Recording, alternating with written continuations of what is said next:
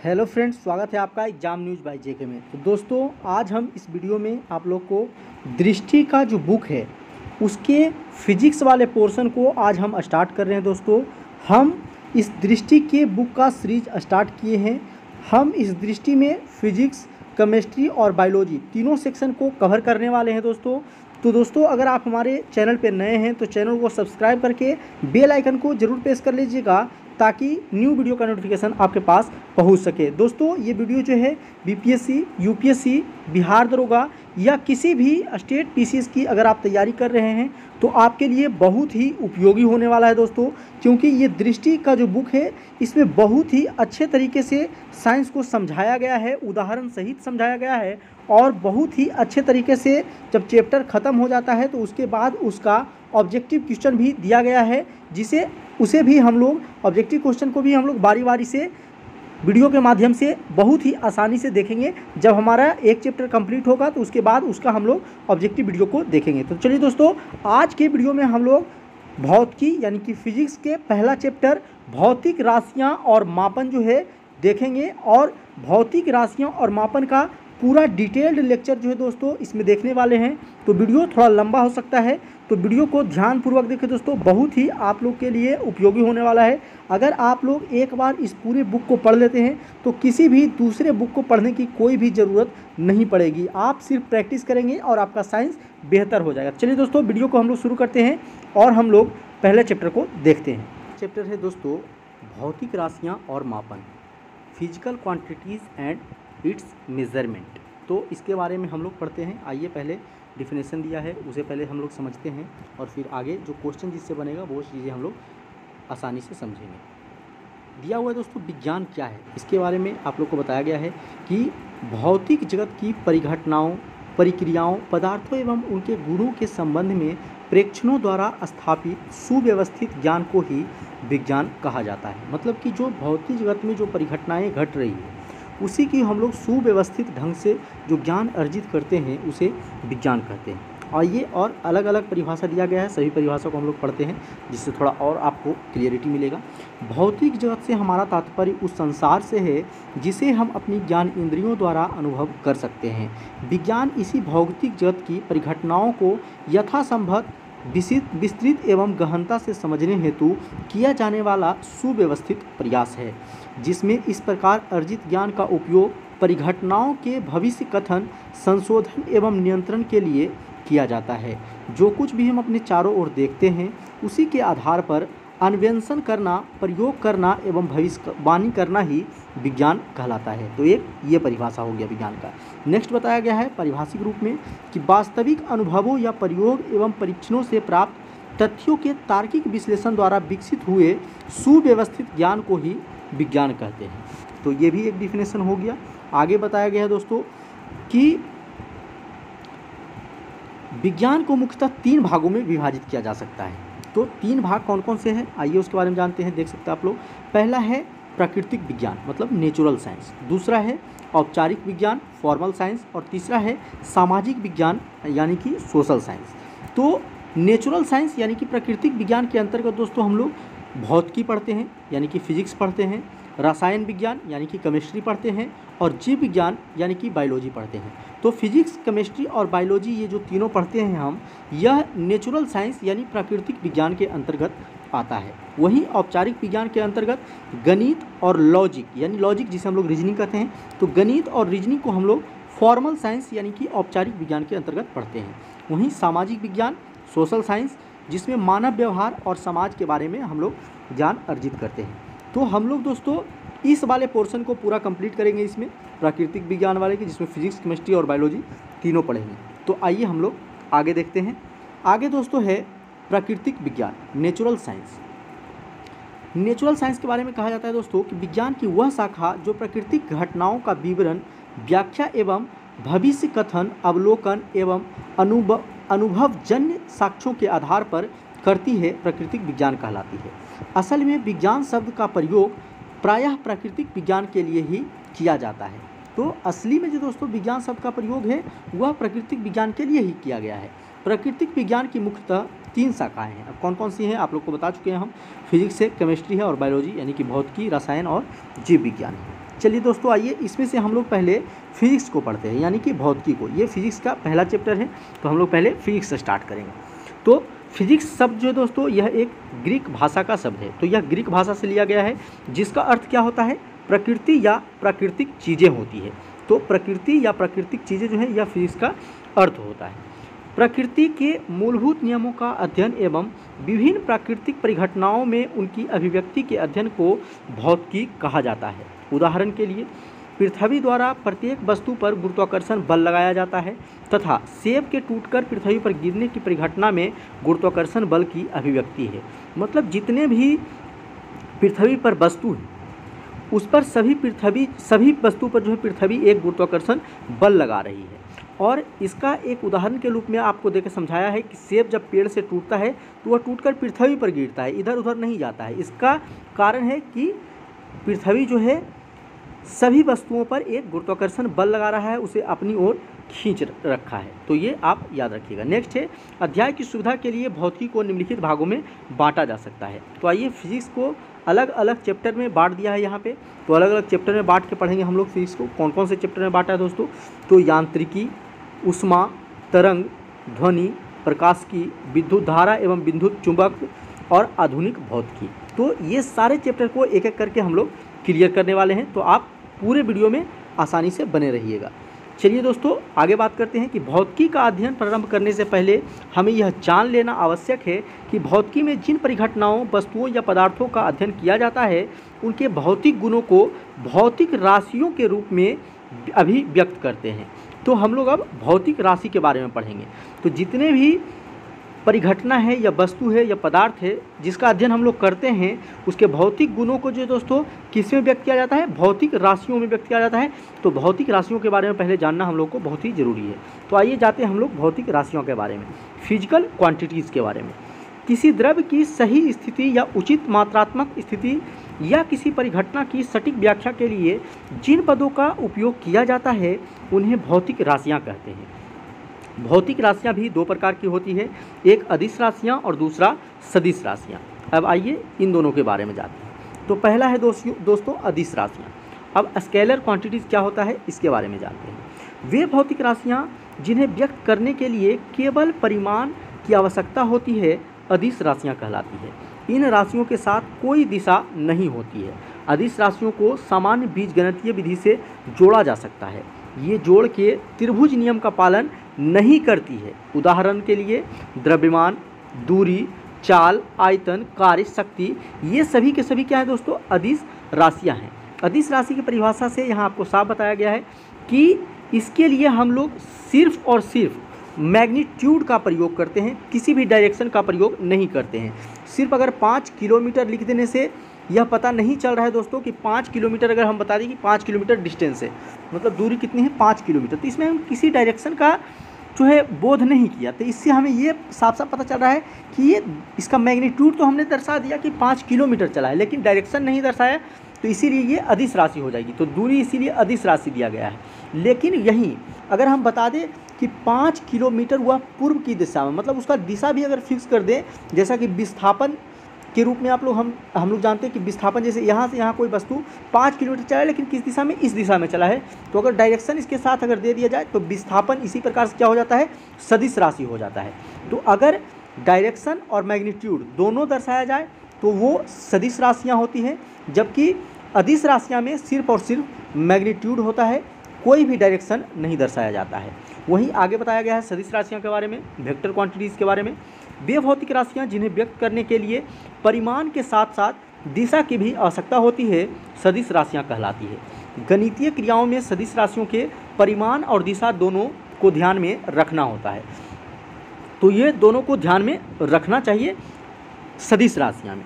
चलिए नेक्स्ट है यहाँ बताया गया है कि दोनों को ध्यान में रखना आवश्यक होता है। सदिश राशियाँ जोड़ के त्रिभुज नियम का पालन करती है। उदाहरण के लिए सदिश राशियाँ में कौन कौन हो गए? वेग, विस्थापन, बल, संवेग, ये सभी जो है सदिश राशियाँ की उदाहरण है।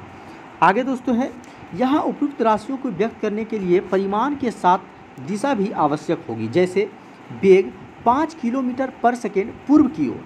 तो अगर हम लोग वेग को दिखा रहे हैं कि वेग कितना है? 5 किलोमीटर पर सेकेंड है, तो उसके साथ दिशा भी हम दिखा रहे हैं कि किस दिशा में है, पूर्व की दिशा में है। उसी प्रकार से विस्थापन 10 किलोमीटर चला है, 10 किलोमीटर, लेकिन किधर चला है, तो पश्चिम की ओर चला है, तो दिखाएंगे कि पश्चिम की ओर 10 किलोमीटर चला है। तो यानी कि कहने का अर्थ ये है दोस्तों कि सदिश राशियाँ में इसका मैग्नीट्यूड के साथ साथ डायरेक्शन भी दर्शाना जरूरी होता है, तभी वो सदिश राशियाँ कहलाती है। उसी प्रकार से बल का दिया गया है 5 न्यूटन नीचे की ओर, संवेग का दिया गया है 5 केजी मीटर पर सेकेंड दाईं तरफ। तो ये सभी सदिश राशियाँ का उदाहरण है। अब आइए सदिश और अदिश राशियों में देख लेते हैं कौन कौन से आते हैं। तो सदिश राशियाँ यहाँ दी गई है, दूरी, चाल, शक्ति, ऊर्जा, लंबाई, क्षेत्रफल, आयतन, द्रव्यमान, घनत्व, तापमान, कार्य, विद्युत धारा, दाब, ये सभी अदिश राशियाँ हैं। क्या है दोस्तों, अदिश राशियाँ हैं ये सभी। और सदिश राशियाँ में विस्थापन, वेग, बल, संवेग, त्वरण, वजन या भार, विद्युत क्षेत्र, विद्युत चुंबकीय क्षेत्र, विद्युत तीव्रता, विद्युत धारा, घनत्व, तो ये सभी सदिश राशियाँ हैं। तो इसे आप याद रखिएगा।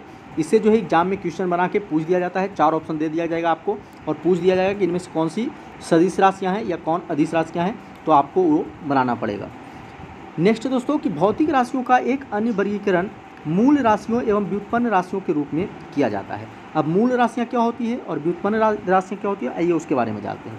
तो मूल राशियाँ मतलब फंडामेंटल क्वांटिटीज़, वे भौतिक राशियाँ जो अन्य भौतिक राशियों से स्वतंत्र है, मूल भौतिक राशियाँ कहलाती है। उदाहरण के लिए दूरी, समय, द्रव्यमान इत्यादि।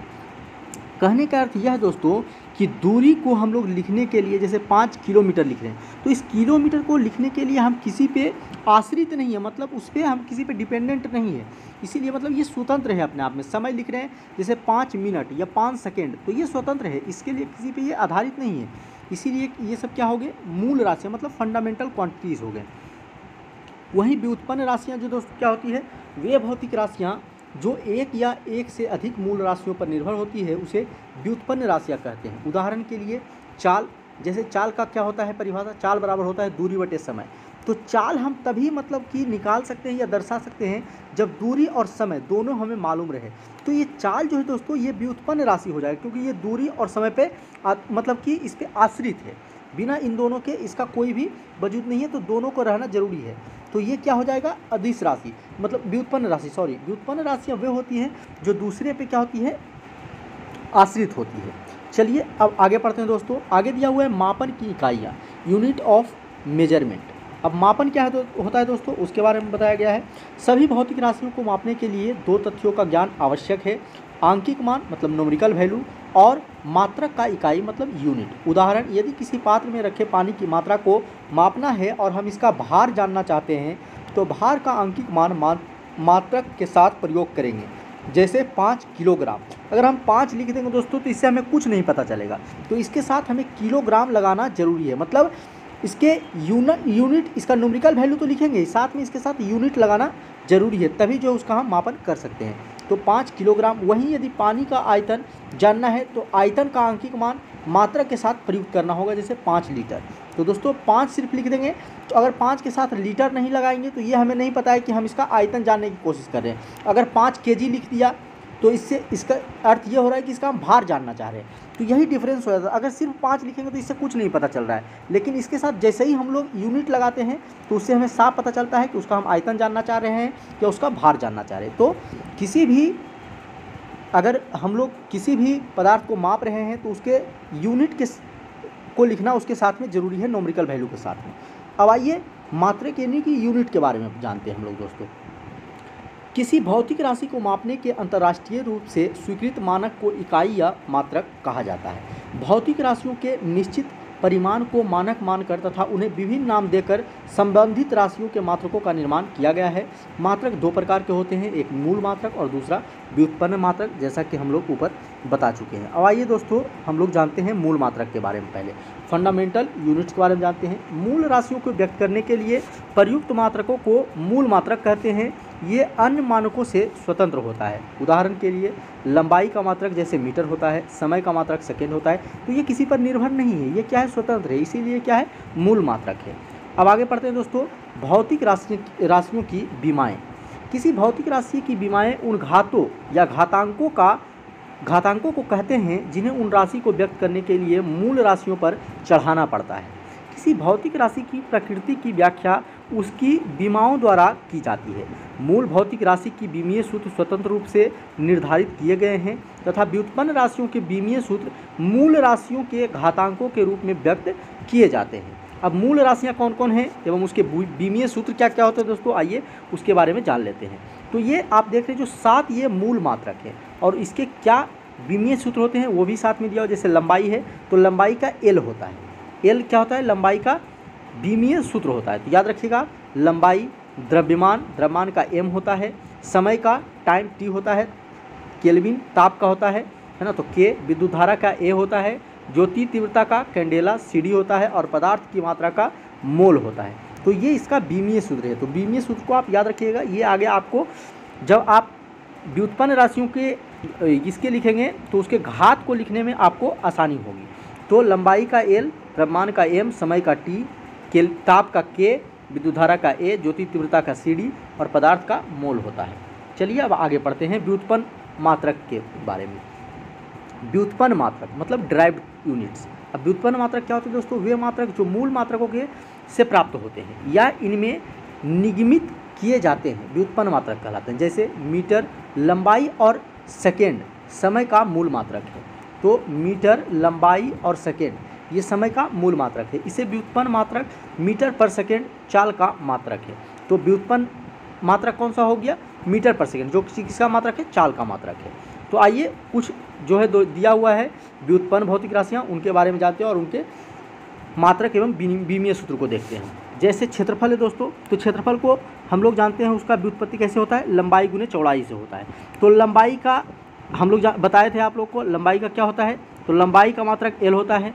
लंबाई को जैसे कि हम लोग मीटर में लंबाई कितना मीटर लंबा है, तो लंबाई का भी मात्रक मीटर होता है और चौड़ाई का भी मात्रक क्या होता है, मीटर होता है।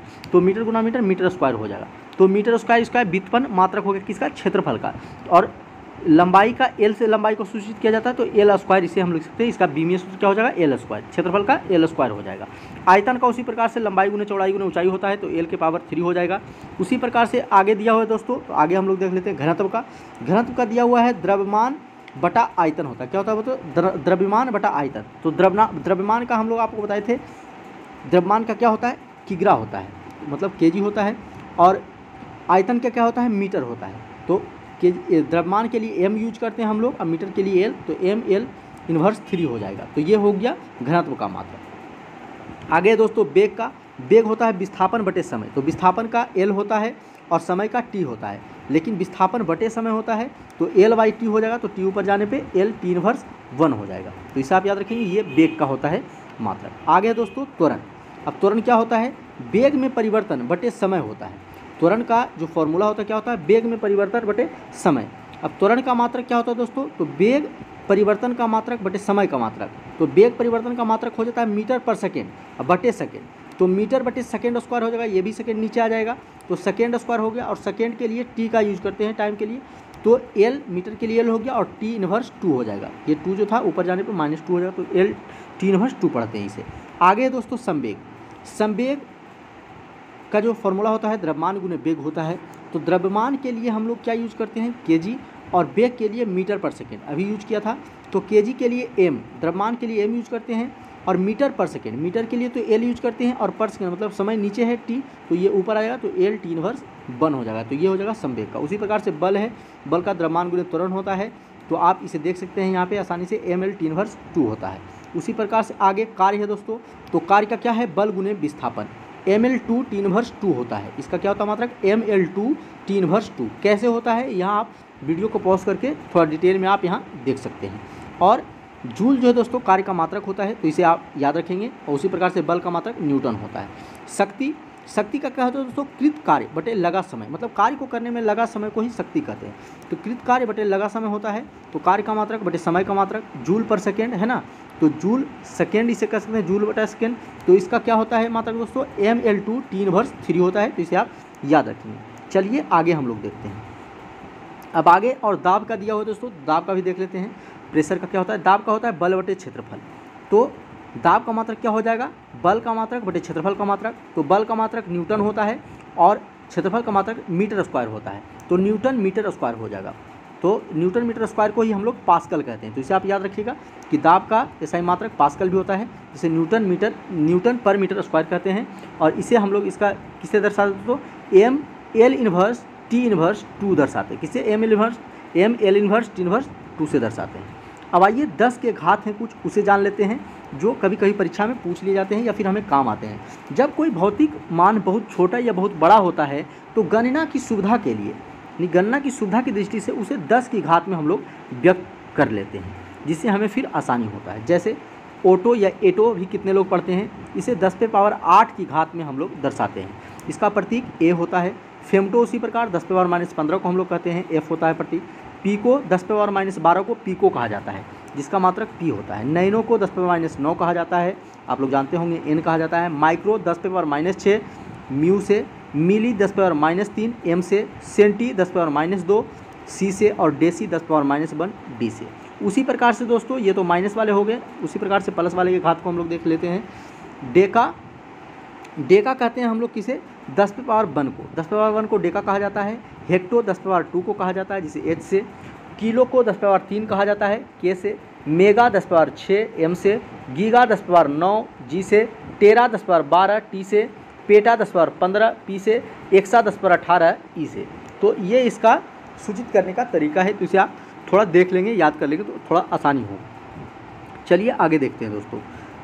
आगे दिया हुआ है उपयुक्त सारणी के आधार पर लंबाई का मात्रक मीटर में 1 किलोमीटर बराबर 10 पावर 3 मीटर होता है, 1 माइक्रोमीटर बराबर 10 पावर -6 मीटर होता है, 1 nanometre 10 power -9, 1 pico 10 power -9 10 power -12, 1 femto 10 power -15। उसी प्रकार भार का किलोग्राम में 1 kilogram 10 power 3, 1 nanogram 10 power -9, 1 picogram 10 power -12 gram हो जाएगा। तो ये भार का दिया हुआ है और एक लंबाई का दिया हुआ है, तो ये उसी पे आधारित है।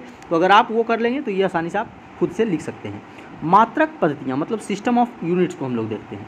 भौतिक राशियों को मापने में प्रयुक्त मात्रकों के लिए 4 प्रकार की पद्धतियाँ जो है प्रचलित हैं। MKS पद्धति, CGS पद्धति, FPS पद्धति और SI पद्धति। तो ये क्या होता है दोस्तों, मीटर केजी सेकेंड पद्धति। दूसरा है सेंटीमीटर ग्राम और सेकेंड पद्धति। तीसरा है फुट पाउंड और सेकेंड पद्धति। और तीसरा है SI पद्धति। तो आइए सभी के बारे में हम लोग जान लेंगे, है ना। MKS पद्धति क्या होता है दोस्तों, मीटर किलोग्राम और सेकेंड। अभी जैसा आप लोग को बताया वही आप लोग देख सकते हैं, इस पर लिखा हुआ है MKS ये हो जाता है, CGS होता है सेंटीमीटर ग्राम सेकेंड, FPS होता है फुट पाउंड सेकेंड हो जाता है। तो ये सभी इसकी प्रयुक्त होने वाली मात्रा है। आइए आगे देखते हैं। आगे SI पद्धति क्या होता है दोस्तों, इसके बारे में जानते हैं। The international system of unit, SI पद्धति है ना। SI पद्धति MKS पद्धति का ही संशोधित एवं परिवर्धित रूप है। तो इसका है MKS पद्धति का ही एक संशोधित रूप है। सन 1960 में अंतर्राष्ट्रीय मापतौल अधिवेशन में SI पद्धति को सर्वमान्य घोषित किया गया। अब इसी पद्धति को मानक रूप में प्रयोग में लाया जाता है। तो अभी हम लोग लाते हैं जो SI पद्धति को ही मानक के रूप में लाते हैं। SI पद्धति के अंतर्गत 7 मूल मात्रक हैं तथा 2 संपूरक मात्रक हैं। इन 9 को जो है स्वीकार किया गया है, जिसमें से 7 मूल मात्रक हैं और 2 संपूरक मात्रक हैं। 7 मूल मात्रकों में पदार्थ की मात्रा के लिए मात्रक मोल को 1971 में मान्यता दी गई थी। तब से अभी तक मूल मात्रकों की संख्या 7 ही है ना। तो सबसे लास्ट में मोल दिया गया था, किसके, पदार्थ की मात्रा के लिए मोल दिया गया था 1971 में, इसे मान्यता दिया गया था। आइए सातों हम लोग जो मूल मात्रक है उसके बारे में देख लेते हैं। लंबाई का मीटर होता है, जिसका प्रतीक m होता है, जिसकी बीमा l होती है। द्रव्यमान किलोग्राम kg m होता है। समय का सेकेंड st होता है। विद्युत धारा का एम्पियर a, इसका बीमा भी ये होता है। ताप का केल्विन k होता है। ज्योति तीव्रता का कैंडेला CD होता है। पदार्थ की मात्रा का मोल, और इसका बीमा भी और प्रतीक भी मोल ही होता है। चलिए नेक्स्ट देखते हैं SI पद्धति के 2 संपूरक मात्रक कौन है। तो एक समतल कोण होता है और दूसरा ठोस कोण होता है। तो समतल कोण का जो मात्रक होता है वो रेडियन होता है, और ठोस कोण का मात्रक अस्टेरेडियन होता है। तो रेडियन और अस्टेरेडियन के SR से बीमा उसका SR होता है। तो इसे आप याद रखिएगा, ये कभी कभी पूछ लिया जाता है। नेक्स्ट पढ़ते हैं दोस्तों रेडियन के बारे में। तो वह कोण जो वृत्त की त्रिज्या के बराबर चाप के द्वारा वृत्त के केंद्र पर बनता है उसे रेडियन कहा जाता है, या वो रेडियन कहलाता है, क्योंकि यह समतल कोण में होता है। ठोस कोण वहीं बात करें दोस्तों, ठोस कोण कहाँ बनेगा, तो घन कोण वह मान जो गोले के पृष्ठ के उस भाग द्वारा जिसका क्षेत्रफल गोले की त्रिज्या के वर्ग के बराबर होता है, गोलों के केंद्र पर बनाया जाता है, इसे अस्टेरेडियन कहलाता है। तो आप समझ सकते हैं कि रेडियन जो है समतल कोण मतलब वृत्त पर बनेगा, जबकि अस्टेरेडियन जो कहाँ बनेगा दोस्तों, वह गोला में बनेगा, जो गोला पूरा ये मतलब कि भरा हुआ रहेगा, मतलब ये तो एक मतलब सतह पर बन जाएगा, ये सतह ये है, लेकिन ये पूरा भरा हुआ रहेगा गोला, उसमें बनेगा स्टेरेडियन। अब आइए जानते हैं महत्वपूर्ण मात्रक और इकाई के बारे में। फुट के बारे में जानते हैं। एफपीएस पद्धति में लंबाई या दूरी का मात्रक फुट है। 1 फुट बराबर कितना होता है? 12 इंच होता है, या इसी को हम लोग 30.48 सेंटीमीटर या 0.304 मीटर होता है। ये कई बार दोस्तों हम लोगों को काम में आ जाता है, या फिर कभी कई बार परीक्षा में पूछ भी लिया जाता है। तो 1 फुट के बारे में तो आप लोग जानते हैं, लेकिन उसमें उसे इंच या सेंटीमीटर में या मीटर में बदलने के लिए कह देता है, तो उसके बारे में आप कन्फ्यूज कर जाते हैं। यहाँ से आप देख सकते हैं, आपको दिया गया है। तो 1 फुट में 12 इंच 30.48 सेंटीमीटर, या फिर आप कहें तो 0.304 मीटर होता है। इंच की बात करें अगर, तो लंबाई या दूरी का मात्रक 1 इंच में 2.54 सेंटीमीटर और 1 मीटर में 39.37 इंच होता है। तो इसे आप याद रखेंगे। 1 सेंटीमीटर बराबर कितना होता है दोस्तों? 0.01 मीटर या 0.39 इंच होता है 1 सेंटीमीटर बराबर। तो इसे भी याद रखेंगे। उसी प्रकार से माइक्रोन है, तो माइक्रोमीटर को माइक्रोन भी कहा जाता है। इसे म्यू के द्वारा सूचित किया जाता है या दर्शाते हैं। 1 माइक्रोन बराबर 10⁻⁻6 मीटर होता है। कितना होता है? 1 माइक्रोन बराबर 10⁻⁻6 मीटर। एंगस्ट्रम क्या होता है दोस्तों? अत्यंत छोटी दूरी को मापने का मात्रक है एंगस्ट्रम। तरंगदैर्ध्य को सामान्यतः एंगस्ट्रम में व्यक्त करते हैं। इसको ए पे पावर ऐसे करके दर्शाते हैं। 1 एंगस्ट्रम बराबर 10⁻−10 मीटर होता है। कितना होता है? 1 एंगस्ट्रम बराबर 1 एंगस्ट्रम बराबर 10⁻−10 मीटर होता है। तो ये भी आपसे कभी कभी पूछ लिया जाता है, जिसे आप याद रखिएगा। चलिए आगे देखते हैं। आगे क्या है दोस्तों? अत्यंत लंबी दूरी। अत्यंत लंबी खगोलीय दूरी को मापने के लिए खगोलीय इकाई प्रकाश वर्ष और पारसेक का प्रयोग किया जाता है। तो खगोलीय दूरी को मापने के लिए प्रकाश वर्ष या पारसेक, जो कि बहुत लंबी दूरी को मापने के लिए प्रयोग किया जाता है। अब खगोलीय इकाई क्या है? खगोलीय इकाई पृथ्वी के केंद्र से सूर्य के केंद्र की औसत दूरी के बराबर होता है। तो खगोलीय इकाई आप समझ गए। प्रकाश वर्ष क्या है दोस्तों?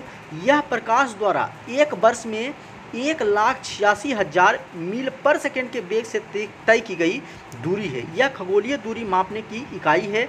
एक प्रकाश वर्ष का मान 9.46 इंटू 10⁻15 मीटर, मतलब 10⁻15 मीटर के बराबर होता है। तो इसे आप याद रखेंगे। यह बहुत ही VVI है दोस्तों, यह पूछ लिया जा सकता है आपसे। पारसेक उसी प्रकार से क्या है दोस्तों? इसका प्रयोग खगोलीय दूरियों को व्यक्त करने में किया जाता है। एक पारसेक का मान 3 × 10⁻16 मीटर के बराबर होता है। कितना? 3 × 10⁻16 मीटर या 3.262 प्रकाश वर्ष के बराबर होता है। कितना दोस्तों? 3.262 प्रकाश वर्ष के बराबर होता है एक पारसेक। तो इसे आप याद रखेंगे। तो पारसेक जो है प्रकाश वर्ष से बड़ी इकाई है दूरी मापने की। दोनों जो है दूरी मापने की इकाई है, तो इसमें कंफ्यूज आपको नहीं होना है। आगे दोस्तों बैरल। अब बैरल क्या होता है? बराबर हम लोग सुनते रहते हैं इसके बारे में। तो बैरल एक खाली बेलनाकार कंटेनर होता है जिसका आयतन लगभग 159 लीटर होता है। तो एक बैरल में अगर पूछेगा कि कितना लीटर होता है, तो 159 लीटर होता है। आप देख सकते हैं। कच्चा तेल मापने में सामान्यतः बैरल का प्रयोग किया जाता है। तो बैरल का प्रयोग जो दोस्तों कच्चा तेल मापने में किया जाता है। तो इसे आप याद रखेंगे। अगला है दोस्तों मोल। मोल क्या है? किसी पदार्थ की वह मात्रा जिसमें उस पदार्थ के अवयवों की संख्या कार्बन C12 के 0.012 किग्रा में उपस्थित परमाणुओं की संख्या के बराबर होती है, एक मोल कहलाती है। तो मोल भी आप समझ गए। चूँकि C12 के 0.01 kg में परमाणुओं की संख्या 6.023 इंटू 10⁻23 होती है, अतः एक मोल पदार्थ की वह मात्रा है जिसमें उसके अवयवी तत्वों की संख्या 6.023 × 10⁻23 हो। इस संख्या को ही एवोगाड्रो नियतांक या एवोगाड्रो संख्या भी कहा जाता है। तो ये आप याद रखेंगे, एवोगाड्रो संख्या किसे कहा जाता है, यह भी पूछ लिया जाता है। अब डॉब्सन के बारे में जानते हैं दोस्तों। डॉब्सन क्या है? तो वायुमंडल के ऊर्ध्वाधर स्तंभ में उपस्थित किसी गैस की मात्रा मापने की इकाई वायुमंडलीय ओजोन की मात्रा को डॉब्सन में व्यक्त किया जाता है। तो डॉब्सन होता है, ऐसे क्या है दोस्तों? आपको यहाँ साफ साफ देख सकते हैं कि गैस की मात्रा को मापने की इकाई है डॉब्सन। और वायुमंडलीय में जो हमारा जो ओजोन परत है, तो ओजोन परत की जो मोटाई मापते हैं वह इसी डॉब्सन में मापते हैं। तो क्वेश्चन बना के आपसे कभी कभी पूछ देता है कि ओजोन परत की मोटाई किससे मापी जाती है? डॉब्सन में मापी जाती है। अब क्यूसेक क्या है दोस्तों? तो क्यूसेक के बारे में हम लोग जानते हैं। क्यूसेक क्या है? यह प्रवाह मापने की इकाई है। क्या है? यह प्रवाह मापने की इकाई है। यह क्यूबिक फीट प्रति सेकेंड का संक्षिप्त रूप है। सामान्यतः नदियों के जल प्रवाह को क्यूसेक में व्यक्त किया जाता है। तो अगर पानी बह रहा है नदी में या फिर कहीं भी बह रहा है तो उसके प्रवाह को, मतलब किस गति से वह बह रहा है उसके प्रवाह को मापने के लिए किसका प्रयोग किया जाता है? क्यूसेक का प्रयोग किया जाता है। तो याद रखिएगा, जल प्रवाह को मापने के लिए क्यूसेक का उपयोग किया जाता है। बार क्या होता है दोस्तों? दबाव मापने का मात्रक है। बार क्या है? प्रेशर मापने का। प्रेशर किससे मापा जाता है? बार से मापा जाता है। और एक बार बराबर कितना होता है दोस्तों? एक बार बराबर 1,00,000 पास्कल। 1,00,000 पास्कल अथवा 100 किलो पास्कल में समुद्र तल पर वायुमंडलीय दाब के लगभग यह बराबर होता है। अब आइए जूल के बारे में। जूल क्या है? यह कार्य व ऊर्जा दोनों का मात्रक होता है। जूल आप जानते हैं इसके बारे में। तो कार्य और ऊर्जा ये दोनों का मात्रक क्या होता है? जूल होता है। थर्म क्या होता है? यह ऊष्मा का मात्रक है जो THM प्रतीक चिन्ह से दर्शाया जाता है। यह 1,00,000 ब्रिटिश थर्मल यूनिट के समतुल्य होता है। अगला है कूलॉम। कूलॉम क्या है दोस्तों? विद्युत आवेश का मात्रक होता है। कूलॉम क्या होता है? विद्युत आवेश का मात्रक कूलॉम होता है। वोल्ट उसी प्रकार से विभवांतर का मात्रक होता है। तो इसे आप याद रखिएगा, वोल्ट क्या होता है? विभवांतर का मात्रक होता है। ओम क्या होता है दोस्तों? विद्युत प्रतिरोध ओम में व्यक्त किया जाता है। तो विद्युत प्रतिरोध का मात्रक क्या होता है? ओम होता है।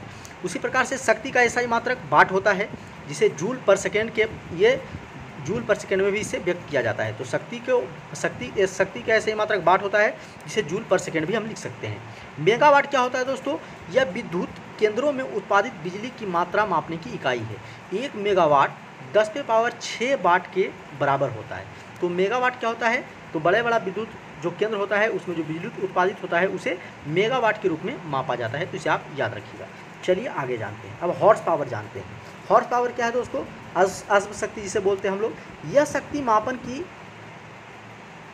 शक्ति मापने का मात्रक है। बड़े यंत्रों एवं मोटरों की शक्ति हॉर्स पावर में व्यक्त की जाती है। 1 हॉर्स पावर के बराबर कितना होता है? 746 वाट होता है। अब किलोवाट घंटा क्या है? ऊर्जा की एक इकाई है। 1 किलोवाट घंटा का मान 3.6 मेगा जूल के बराबर होता है। तो 1 किलोवाट घंटा कितना होता है? 3.6 मेगा जूल के बराबर।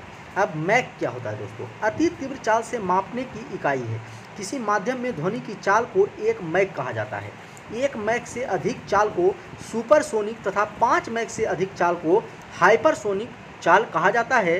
तीव्रगामी वायुयानों और लड़ाकू विमानों की गति को मैक में व्यक्त किया जाता है। तो जो फाइटर प्लेन होते हैं दोस्तों, या फिर जो प्लेन होते हैं जो बहुत तेज़ रफ्तार से चलते हैं या रॉकेट होते हैं, तो उसमें से आप लोग कभी कभी नाम सुनते रहते होंगे कि यह सुपरसोनिक मिसाइल है, हाइपरसोनिक मिसाइल है। तो सुपरसोनिक और हाइपरसोनिक किसे कहा जाता है? आप यहाँ पे समझ सकते हैं कि अगर किसी का चाल 1 मैक से अधिक है, 1 मैक से अधिक चाल वाले को सुपरसोनिक कहा जाएगा। लेकिन जैसे ही उसका चाल 5 मैक से अधिक हो जाएगा, मतलब 1 से लेके अगर 4.9 मैक तक है तो इसे सुपरसोनिक कहा जाएगा। लेकिन अगर जैसे ही 5 मैक या 5 मैक से ऊपर हो गया तो उसे हम लोग हाइपरसोनिक कहेंगे। क्या कहेंगे? हाइपरसोनिक कहेंगे। तो इसे आप याद रखेंगे। अब सोनार दोस्तों, सोनार के बारे में हम लोग सुनते हैं। सोनार का फुल फॉर्म होता है साउंड नेविगेशन एंड रैगिंग। और सोनार होता क्या है दोस्तों? यह प्राश्रव्य तरंगों के उपयोग से समुद्र के भीतर किसी वस्तु की स्थिति ज्ञात करने में सहायक उपकरण है। पनडुब्बियों के नौवाहन में उपयोग किया जाता है। पनडुब्बी जो होते हैं वो नौवाहन, मतलब कि जो नौसैनिक होते हैं उनके द्वारा सोनार का प्रयोग किया जाता है। चलिए आगे जानते हैं। आगे नॉट के बारे में जानते हैं। नॉट क्या है दोस्तों? तो समुद्री जहाज की गति मापने की इकाई है। 1 समुद्री मील प्रति घंटा चाल को नॉट कहा जाता है। तो जो समुद्र में जहाज चलते हैं उसकी गति को मापने के लिए नॉट का प्रयोग किया जाता है। अब रडार के बारे में जानते हैं। तो रडार का फुल फॉर्म होता है रेडियो डिटेक्शन एंड रैगिंग। और रडार होता क्या है दोस्तों? यह सूक्ष्म तरंगों के उपयोग से किसी वस्तु की स्थिति पता लगाने का कार्य करता है। वायुयान के परिचालन हेतु हवाई अड्डों पर यह प्रयोग किया जाता है। तो रडार का प्रयोग जो है दोस्तों वायुयान की स्थिति पता करने के लिए किया जाता है, जिसमें क्या होता है? इसमें सूक्ष्म तरंगों का प्रयोग किया जाता है। और वहीं अगर ऊपर अभी हम लोग पढ़े थे सोनार। सोनार क्या होता है? इसमें प्राश्रव्य तरंगों का प्रयोग किया जाता है और इससे जो है समुद्र के भीतर किसी वस्तु की स्थिति को पता किया जाता है कि वह वस्तु आखिर किस एरिया में है। एक तरंग छोड़ते हैं, प्राश्रव्य तरंग, वो लौट कर आती है वापस टकराकर उस वस्तु से, और फिर उसका जो है स्थिति का हमें पता चल पाता है। तो यह सोनार में उसका प्रयोग करते हैं। और रडार वायुयान में यूज किया जाता है, वायुयान के गति मापने वगैरह में। आगे दोस्तों रिएक्टर स्केल। रिएक्टर स्केल क्या है? भूकंपीय तरंगों की तीव्रता मापने की इकाई है रिएक्टर स्केल। तो भूकंपीय तरंगों की जो तीव्रता है वो किससे मापते हैं, रिएक्टर स्केल पर मापी जाती है। अब आइए जानते हैं द्रव्यमान के अन्य मात्रक क्या क्या होते हैं। तो 1 औंस बराबर 28.35 ग्राम होता है, 1 पाउंड बराबर 16 औंस या 453.52 ग्राम या 0.453 किलोग्राम होता है। 1 किलोग्राम बराबर आप लोग जानते हैं 1000 ग्राम बराबर 1000 ग्राम होता है, या इसे पाउंड में अगर कहें तो 2.205 पाउंड होता है। 1 क्विंटल में कितना होता है दोस्तों, 100 केजी होता है, और 1 मीट्रिक टन में 1000 केजी होता है। तो इसे आप याद रखेंगे। 1 मील में कितना होता है दोस्तों, 1609.344 मीटर होता है, या इसे कहें तो 1.60934 किलोमीटर होता है। 1 समुद्री मील में 1852 मीटर होता है, या इसी हम लोग किलोमीटर में 1.852 किलोमीटर कह सकते हैं। एक खगोलीय इकाई में 1.495 इंटू 10⁻11 मीटर होता है। तो इसे आप याद रखेंगे। चलिए नेक्स्ट है दोस्तों, समय के अन्य मात्रक को हम लोग देख लेते हैं। तो एक चंद्रमास किसे कहा जाता है, 4 सप्ताह या 28 दिन के लगभग का जो समय होता है उसे एक चंद्रमास कहा जाता है। वहीं एक सौर मास किसे कहा जाता है, तो 30 दिन या 31 दिन, फरवरी में 28 या 29 दिन भी यह हो सकता है, इसे हम लोग सौर मास कहते हैं। एक लीप वर्ष, फरवरी में 29 दिन, वर्ष में 366 दिन। अगर फरवरी के महीने में 29 दिन है और पूरे वर्ष में 366 दिन हो रहे हैं, उसे लीप ईयर के रूप में हम लोग जानते हैं। अब आइए जानते हैं मात्रक या यंत्र के बारे में। विभिन्न राशियों को मापने के लिए कई मात्रक यंत्रों का प्रयोग किया जाता है। कुछ महत्वपूर्ण मात्रक यंत्र एवं उनके अनुप्रयोग निम्नलिखित हैं। आइए उनके बारे में हम लोग जान लेते हैं। ये दोस्तों बराबर आपके एग्जाम में पूछ लिए जाते हैं, तो इसे आप याद रखिएगा। जैसे बैरोमीटर, तो बैरोमीटर से वायुमंडलीय दाब को मापने का यंत्र है। इसमें अलग अलग द्रव जैसे जल, पारा या हवा का प्रयोग किया जाता है। साधारणतः पारे का प्रयोग अधिक प्रचलित है। तो बैरोमीटर से क्या मापते हैं हम लोग, सामान्यतः वायुमंडलीय दाब मापते हैं। उसी प्रकार से कुछ मापक यंत्र दिया हुआ है और उसका प्रयोग कहाँ करते हैं ये दिया हुआ है, और इससे क्वेश्चन आपके बना के बराबर पूछे जाते हैं एग्जाम में। तो इसके बारे में आइए हम लोग एक एक करके देख लेते हैं थोड़ा जल्दी जल्दी। तो इसे आप वीडियो को पॉज करके थोड़ा सा आसानी से समझ लेंगे या फिर नोट कर लेंगे, जो याद नहीं रहेगा आपको तो ये थोड़ा सा आसानी हो जाएगा आपको। ऑडियोमीटर का प्रयोग जो है दोस्तों ध्वनि की तीव्रता मापने में किया जाता है। वहीं ओडोमीटर, दोनों का आप लोग प्रोनाउंसिएशन सुनेंगे, ऑडियोमीटर है और एक ओडोमीटर है। ऑडियोमीटर का प्रयोग ध्वनि की तीव्रता, मतलब ऑडियो से आपको पता चलो कि ध्वनि की बात हो रही है, तो ऑडियोमीटर का प्रयोग ध्वनि की तीव्रता मापने में, जबकि ओडोमीटर का प्रयोग वाहन द्वारा तय की गई दूरी मापने में किया जाता है। अल्टीमीटर की उपयोग ऊंचाई मापने में। ऑक्सेनोमीटर का प्रयोग पौधों की वृद्धि मापने में किया जाता है। लक्समीटर का प्रयोग प्रकाश की तीव्रता मापने में। लैक्टोमीटर का प्रयोग दूध का सापेक्षिक घनत्व या दूध की शुद्धता मापने में लैक्टोमीटर का प्रयोग किया जाता है। हाइड्रोमीटर का प्रयोग तरल पदार्थों का सापेक्षिक घनत्व मापने में किया जाता है। तो तरल पदार्थों के सापेक्षिक घनत्व मापने में हाइड्रोमीटर। हाइग्रोमीटर का प्रयोग हवा में आर्द्रता मापने में। मैनोमीटर गैस का दाब मापने में। गैल्वेनोमीटर विद्युत धारा की उपस्थिति जांचने में। तो विद्युत धारा की उपस्थिति जांचने में गैल्वेनोमीटर का प्रयोग किया जाता है। अमीटर का प्रयोग विद्युत धारा मापने में। एनीमोमीटर का प्रयोग वायु की गति मापने में किया जाता है। आगे है दोस्तों विंडवेन। विंडवेन क्या है, तो वायु की दिशा ज्ञात करने में विंडवेन का प्रयोग किया जाता है। वोल्टमीटर का प्रयोग विभवांतर मापने में। सिस्मोग्राफ का प्रयोग भूकंप की तीव्रता मापने में।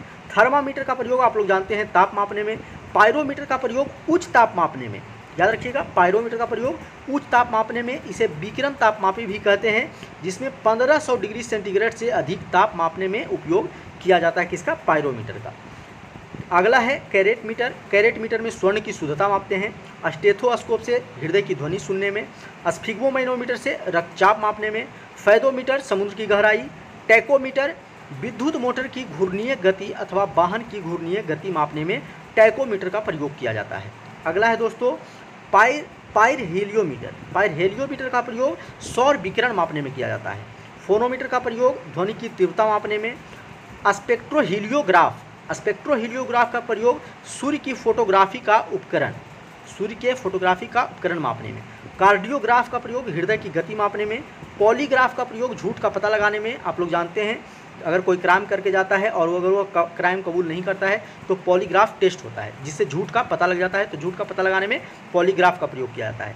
बोलोमीटर में तापमान में परिवर्तन की माप द्वारा उष्मीय तथा विद्युत चुंबकीय विकिरण मापने में उपयोग किया जाता है।